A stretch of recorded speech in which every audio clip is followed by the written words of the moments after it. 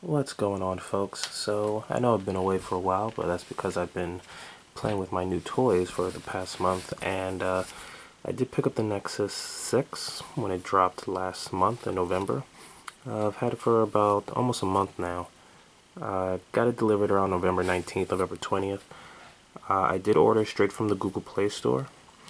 I did get the 64 gig version, so I got lucky. I was one of those people who were refreshing the accounts to grab one. I did get lucky. I wanted the all white, but I saw the blue 64 available and I just jumped on it quick. That wasn't playing games. I have to say, after having this for about a month, I do love this phone, especially being pure Google. Let's take a quick look to see what we're working with here. So the first thing we have here, first overall, the look.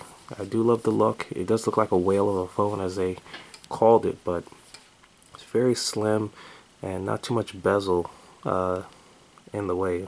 The screen takes up most of the front. Once again, this is the blue version. I think they call it dark blue or whatever it's called. Once again, it has a 5.9-inch screen, almost a 6-inch. Has a 2 megapixel camera in the front, 13 in the back with dual LED.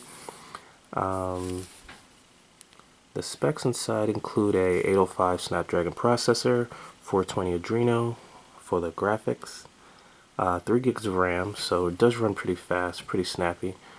No issues at all from what I see from it. I know the flash, the hard drive inside, I guess the memory is encrypted, so it may not be running as fast as it should, but I've had no issues really. One thing I do like, because it's made by Motorola, I do see a little bit of active listening. When the phone's completely off, it actually turns on when you say, the magic words. So let's try it. Okay, Google. Okay, Google. There we go. And it turns on, and it waits for you to say what you have to say. So it's similar to the Moto X. I didn't know this feature was on this device. And one day I was playing with my other device, and when I said it, the phone came on. I was like, oh, pretty cool. Let's go down to the look of it. Obviously, it's sporting the new Lollipop 5.0, which I do love. That's the reason why I'm going from a LG G3, which was great, but this is the best version out, and it's doing a great job. Yeah, 5.0, which is the Lollipop. Pretty fast. Anything purely by Google, not using the UI from Samsung TouchWiz or Moto Blur, which I don't even think they use anymore. You get supposed to get the updates faster than ever before, which is great. Besides that, the whole UI is pretty good and fluid, easy on the eyes. Every app's been updated. Apps that are from Google themselves. Everything just looks different. Everything just looks smooth, and I do like that. It's pretty good on video games too. If you play high-end video games, haven't witnessed any lag. If you have a device that uses the Google Now launcher, you'll know that when you swipe to the left, it brings up your Google Now, which shows everything that you need to know, as well as just saying "Okay, Google," which lets you access it by talking to it. Besides that, we can't talk about the camera. Being a Motorola device, I should have known that the camera was going to be as good as, let's go in the front, as other devices that I've had. The one thing I'll say about the LG G3 is that it has a better camera than this device. Not very happy with it compared to what I had before. It is 13 megapixels, just like the LG G3, but it just isn't working with the same image quality as far as taking low light or even regular pictures. So that's one thing I'm not very satisfied with. Besides that, this phone to me is perfect in my opinion. Now, because I bought the Google Play Store edition, I had my Verizon SIM card entered right inside, and it will work. You can even buy this phone from T-Mobile and slip in your Verizon card, Sprint card, AT&T card, and it will work immediately. Just push it right in this little area right here, and it does a great job.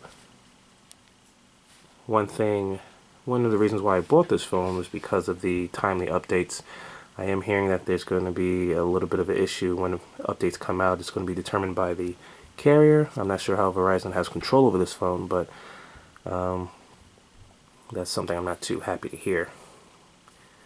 Besides that, the phone's perfect. So over here, for people who haven't held this device yet, we have the power button, volume rocker. It's a little bit moved down to the middle now because the phone's so huge, almost a 6-inch. It's moved down to the middle.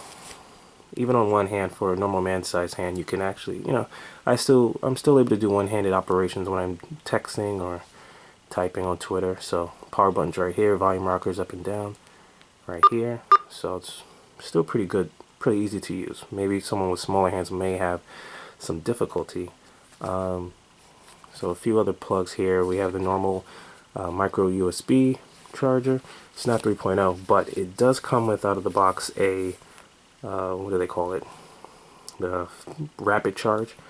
So your phone actually does charge up to 8 hours of juice in 15 minutes, and I've tried it. It's pretty good. I didn't charge it one day for work, and I charged it while I was getting ready, and it got at least up to like 60%, which is enough to go through a day's work. Another thing I do miss, even though I don't like the UI of certain companies, LG isn't bad, but if you have TouchWiz or HTC Sense, which is decent as well, you do miss out on certain things. Once again, the camera, you don't have as many editing features, or at least I didn't see. Most of my pictures I have to automatically put in HDR just to get a good enough picture. The HDR right there. Just because it's just a little bit of grainy, has a little bit of noise. Other manufacturers have their own software to help get a better image. Just little things like that. But besides that, I do love this phone. I love Lollipop. I'm happy to know that this is going to be supported for a good 2+ years, hopefully, since the Nexus 4 and 5 are still getting updates. So overall, it's a great device. I love it. Easy to hold, and the weight distribution is perfect. Like, it looks like it's supposed to be a heavy device. It doesn't feel any heavier than my LG G3, and that was a 5.5 inch. This is almost a 6-inch, and it's pretty good. Yes, I still have the cover on it because I'm one of those guys. But yeah, I'm pretty happy. If you guys have any questions about this, anything you want me to go over, please let me know in the comments below, and please subscribe. Thank you for watching.